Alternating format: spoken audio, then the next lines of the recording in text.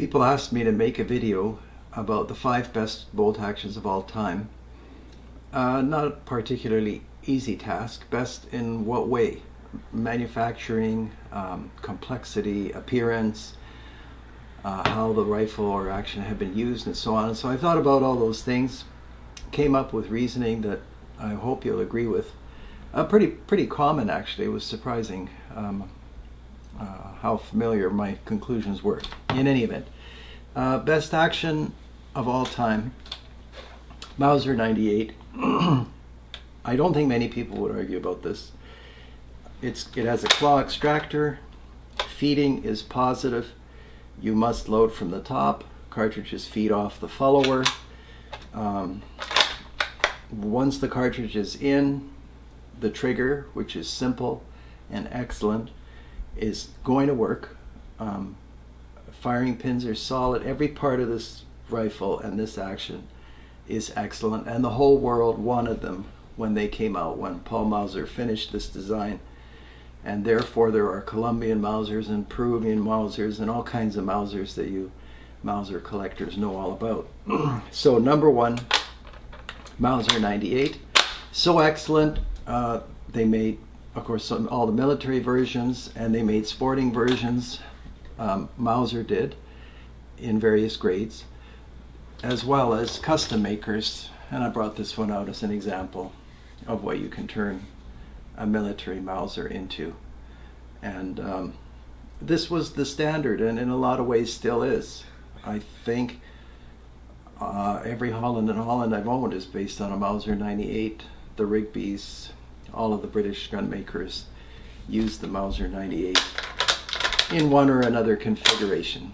So kind of that's number one. I'll just set this aside. Then Mauser stopped making Mausers. The war got in the way, and there was a market for sporting rifles based on a Mauser action. I'm simplifying the history, but I picked number two best action of all time, Pre-64 Model 70, which became too expensive to manufacture, and it has all the features, the claw extractor, the follower, all steel construction. I would say, the trigger is excellent. Some people say better than the Mauser 98, doesn't matter. They'll both almost never let you down. Some people complain you can't put a round into the chamber and close it because the claw extractor won't pick it up. I don't view that as a big deal. Just put the round in the magazine. The Winchester, more sporterized, of course. You can push this button and the floor plate will pop open. On the military Mauser, you had to use a cartridge to accomplish the same floor plate opening. So number two, Pre-64 Model 70.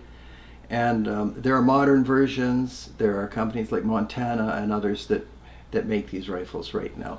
So that's number two. I put this one on the table for your interest. It's a Israeli 7.62. They made sure nobody could get confused about what caliber this is. It's got the winter trigger guard, and it's just like I said, it's in 308 or 7.62 NATO. It's an example of another application for this rifle, which they just never die. Anyhow, so that's Mauser 98. I put this Springfield on the table just because it's such a fantastic rifle, and I thought people would wonder what's wrong with me that I don't include it in the list. So I kind of include it but don't include it. It's a variation of a Mauser. Some people say there are weaknesses to it, and that's probably true. But it's a legendary rifle, again, based on the Mauser 98. Number three, I have to say, is a switch of gears. Is the Remington Model 700, which is a fantastic example of accomplishing roughly the same things that the Mauser 98 did, with a much simpler mechanism and one much easier to manufacture. No claw extractor, a different system for extracting and ejecting cartridges. Some people find fault with that, and probably maybe things go wrong sometimes. I've never had a problem. They've made millions of these. I think maybe 7 or 8 million Model 700s. This is an early one, I think 1963. And then I put on the table one I bought last year. And it's really the same rifle. This one has a floor plate and so on. The earlier model from 1963 didn't. But very simple, very accurate. There were problems with these. People had trouble with triggers, and lawyers made a lot of money on this design. But a fantastic rifle in every way, and I just can't ignore it. Also, I have to say that it's the basis for kind of another family of guns. You either have rifles, mostly, that are based on the 98, like the Model 70s, and a whole family of other guns, including the superb Kimbers, which are made now. These are the Kimbers, which I almost put on the table, are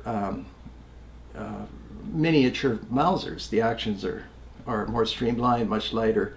But if you examine it, you'll see a claw extractor. You'll see all the ingredients of a Mauser 98, and you can buy a whole variety of guns that are not altogether that far different from the original Mauser 98, and that includes this Pre 64 and so on.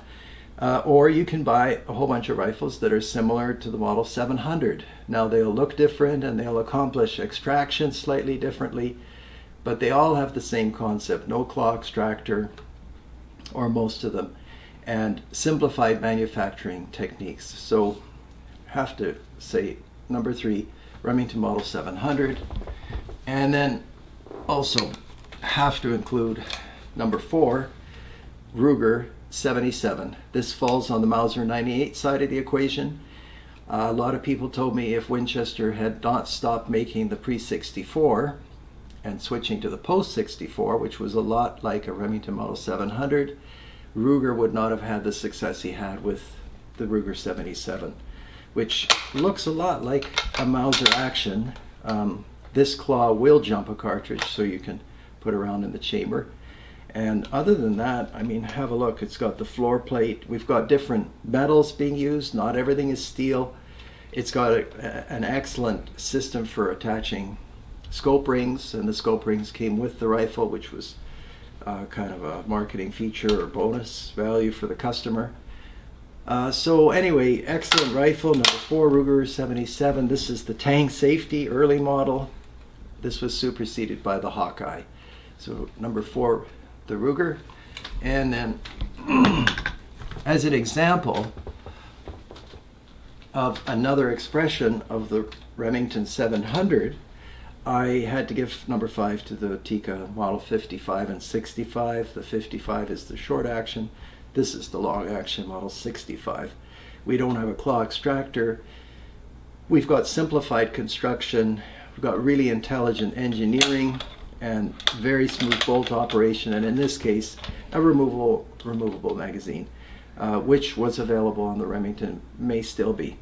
Anyway, so there it is. I could make another video, top 5 best looking bolt action rifles, top best manufactured bolt action rifles, but in short, I think this is probably good to go with. And these Mauser 98s and the Pre 64s, I mean, you might get the odd thing go wrong with them, but you probably can shoot them for several lifetimes and nothing's going to ever go wrong.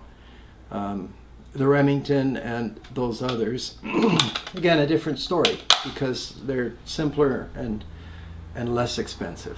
Anyhow, I hope that makes sense to you. Thanks for watching.